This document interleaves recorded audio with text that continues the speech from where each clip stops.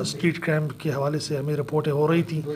کہ کسی دکان سے ترازو لے کے گیا ہے، کسی سے پن کے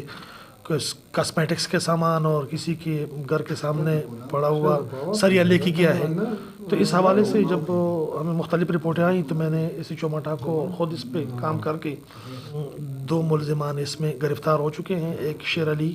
ولد فضل ربانی اور دوسرا ہے فضل اکبر ولد اختر، یہ دونوں سیجبنڈ کے رہنے والے ہیں۔ تو یہ اسٹریٹ کاؤنٹ میں یہ دونوں ملوث تھے، تو اللہ کی میں کافی خوف و ہراس تھا کہ آئے روز جو ہے وہ دکانیں ٹوٹ رہی ہیں۔ تو اس حوالے سے پولیس کو بڑی بیک تھرو مل گئی ہے اور یہ دونوں ملزمان جو ہے گرفتار ہو چکے ہیں۔ اس کے علاوہ اس میں ایک ملزم ہے شیر علی، جو اسٹریٹ کرائم کے حوالے سے بڑا خطرناک تھا۔ اس نے 23/7 کو ایک بندے پر فائر بھی کیا تھا، حسین شاہ نامی بندے کو رات کو جب وہ موٹر سائیکل پہ اپنے گھر جا رہا تھا تو اس پہ فائر بھی کیا تھا، اور یہ مقدمہ ہمیں انٹریس جا رہا تھا۔ تو اسی میں بھی ہماری ٹیم نے تفتیش کر کے یہ بھی جو ہے یہ وقوع بھی ہمارے سیف اللہ خان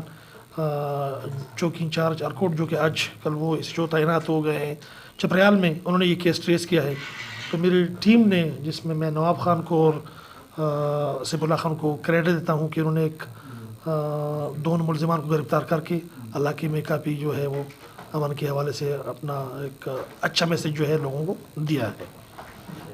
اچھا، اس کے علاوہ اب 20 تاریخ کو جب بالاسور اشاڑے میں 2 خواتین کو گھر کے اندر قدیمہ زوجہ محمد صالح اور بچہ رخمینہ زوجہ سید غواص کو قتل کیا گیا تھا، تو پولیس نے پوری طور پر کارروائی کرتے ہوئے ہر 3 ملزمان اسلحہ سمیت، جس میں محمد صالح ولد محمد غواص، شہاب الدین ولد سید غواص اور محمد غواص ولد امیر غواص سکنہ بالاسور اشاڑے، پولیس نے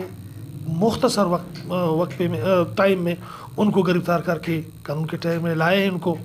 اور میں آپ لوگوں کو اور میڈیا کو اور تمام لوگوں کو یقین دلاتا ہوں کہ جو بھی اس علاقے میں میرے سرکل میں جرم کی کوشش کریں گے، انشاءاللہ ہم اس کو نہیں چھوڑیں گے اور ہم اس کو